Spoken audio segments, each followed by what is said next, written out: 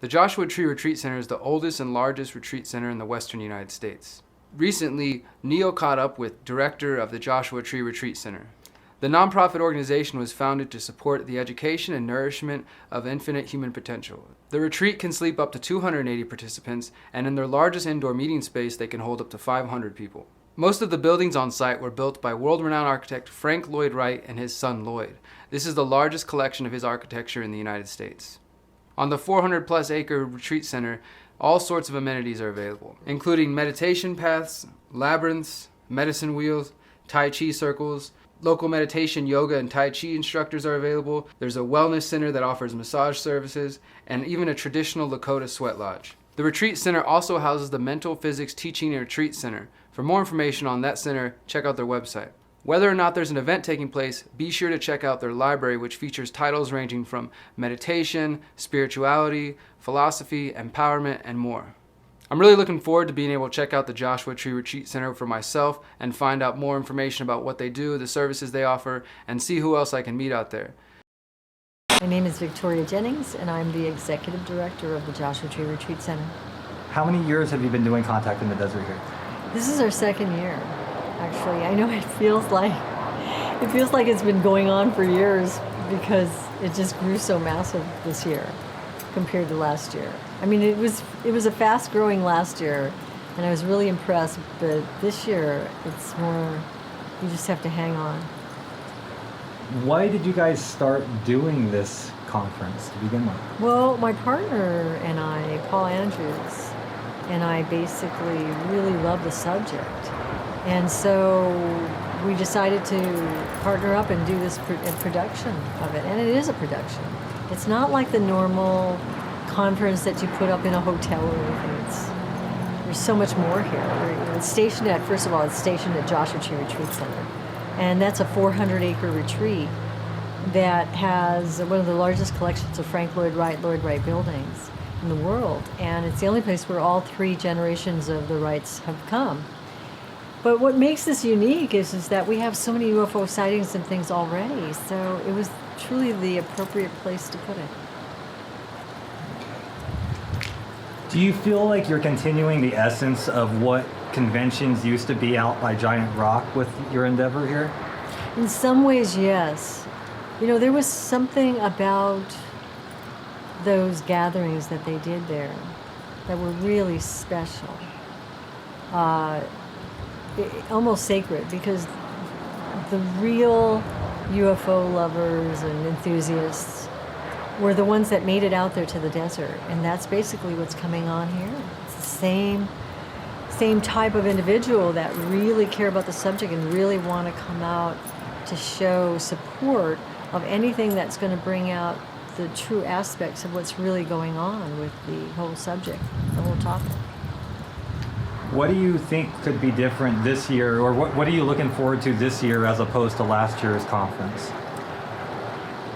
Well, this year I am hoping that even though it's grown so large, that we'll still be able to sustain that intimacy. And part of what we did was we added things like on Friday and Saturday night, we have Ed Grimsley, who has about 35-40 pairs of night vision goggles. And we have this one sweet spot out in the desert over there that overlooks the desert. There's a pad there, and it overlooks the desert, so you can see the sun setting and the sun rising from that position. So it sees the whole sky. So they're setting up there, and then they're going to have two screens set up, one following satellites and one following one of the pairs of night vision goggles. So even if you're not wearing one, you can actually put one on. But you can see that it's giving, even though it's a big place, you create these little pockets of special events within it. We have a concert with Ken Davis and Stephen Halpern. Halpern is Grammy Award winning and Ken Davis is award winning. So these two are getting together in the sanctuary of our facility, which has this really unique sound. You could literally sit across from the room and you can hear a person whispering on the other side. That's how the sound was set, because the original builder of this wanted to be able to give his lectures in there without using a mic. So it automatically just booms all over throughout the room. So the music's going to be spectacular there. And another thing we're doing is we're doing a mixer with a forum that people share their stories and all that. So even within the massive space, I'm really hoping that we can hold on to that intimacy, that sense of intimacy. And also, last year's group that had come, they really understood the sacredness of this land. You know, our facility lies on an aquifer, just as the pyramids of Egypt and all these other places, Stonehenge. There's an aquifer underneath these special, unique spaces. Well, you can't even GPS us. If you're going to come to this place, we usually tell them to GPS Home Depot down the street and know that we're less than a mile away, because it's just you can't GPS it because of the magnetic field is so powerful. Scientists have come down, they measure it, they just call it an anomaly. So the uniqueness of the land, plus the fact that of the conference being here, the individual said that the speakers almost went into this kind of trance state. And even though they had seen these different well-known speakers come in different other places and stuff, they'd never heard them speak like they had spoken here. They said that they went to a deeper place. They said new, fresh things that they didn't, and even the speaker said, you know, I don't know what I said. I only know that I felt like I was in another space and I was moved to tell them these things. And you saw that. You saw it in the faces of the individuals, the attendees, and you could see it in the faces of the speakers, that they were truly downloading and giving information that they've never given before. So I'm hoping we're able to sustain that this year as well. Tell me about the accommodations. Like, what is, if somebody wants to come down here and they want to spend the weekend, what's the best way they can prepare to come here? What are the different ways to stay here? Well, first of all, a good 70% of the people that came this year are repeats from last year. That's the first thing that's really remarkable about it. And they knew to make their reservations really quickly.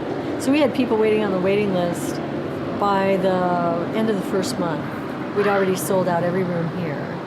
And then the hotels started getting filled up as well. But the camping we kept going with. And so we have a choice here. If you make your reservations early enough, we've got the studios, the ridge cottages, one-bedroom apartments. We have one area called the Caravansary, which is like a motel-like space. And you can see there's all kinds of ways that you can stay. Yeah. Tell me a little bit more about the camping setup. How much does it cost? Yeah, sure. The camping is $25 a night. And there's bathrooms porta potties. What I mean by bathrooms, real bathrooms, porta potties and showers. We have 400 acres, so you can really camp anywhere, just about. Yeah, no open fires, of course, but yes, we have plenty of room. Tell me about some of the speakers this year, and who is there anybody that's speaking this year that you didn't have speaking last year? Well, one key person, of course, is Eric von Daniken, the author of Chariots of the Gods.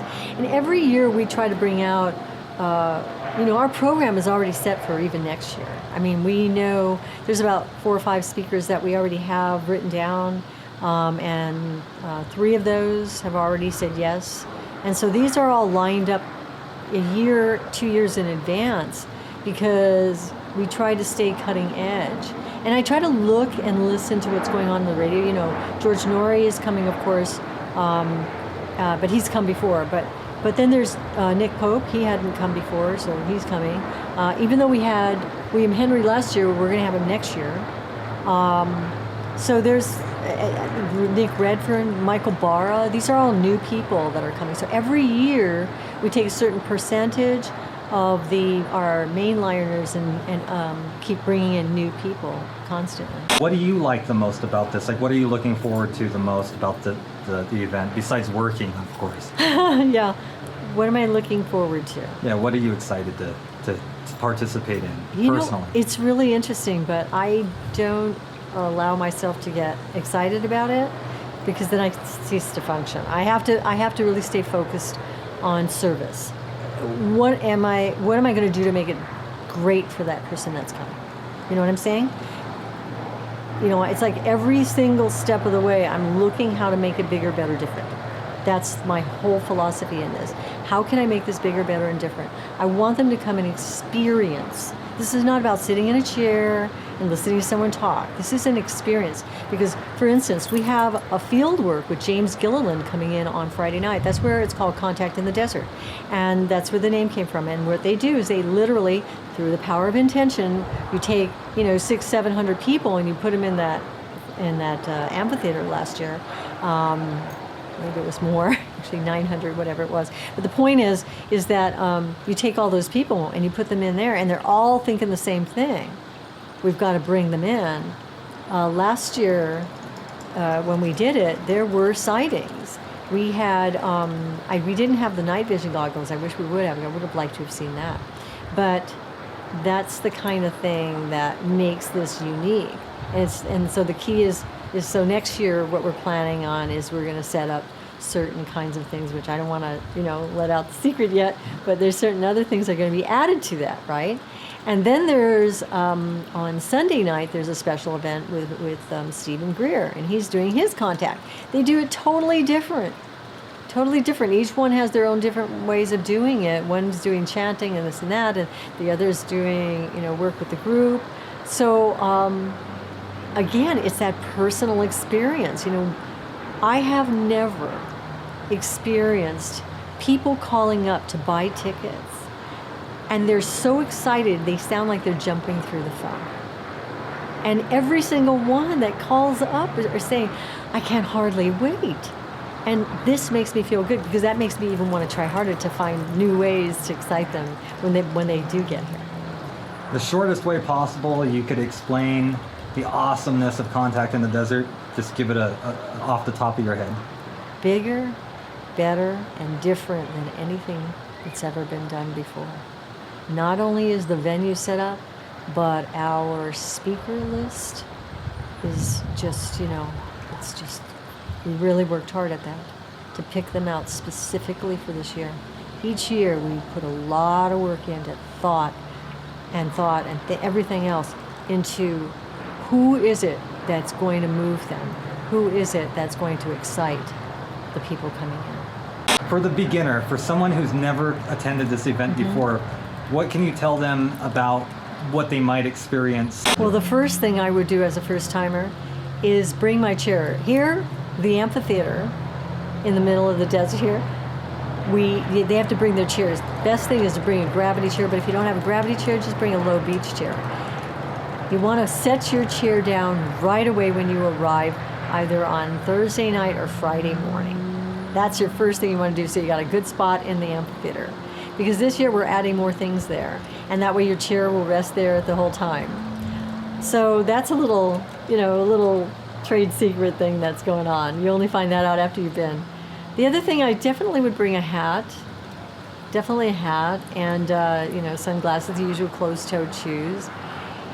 And I would definitely bring a pad and pencil to write down notes, that's for sure, or have my cell phone ready to record my own notes from the speakers.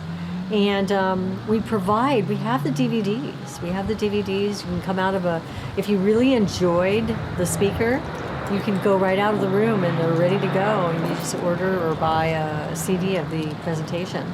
So that's another thing that they need to know about. The other thing is that they just gotta have fun. This is not pretentious at all. I remember last year a lot of the speakers came with their little suits and everything like that, and by the end of the time, everything is so casual out here. It's so nice, it's so refreshing, everybody can relax. But yet at the same time, there's this seriousness about the subject. So even though everybody is in a dressed, relaxed state, there's still this intense seriousness over the subject, and there's this quiet. You couldn't even hear a pin drop in the amphitheater when it was the time that we were doing the calling in. I mean, that's how serious these individuals are about this. The phone number for ours is 760-365-8371. And the website address is contactinthedesert.com. Tune in next week for exclusive coverage on the Contact in the Desert conference right here on the Conscious Resistance Network.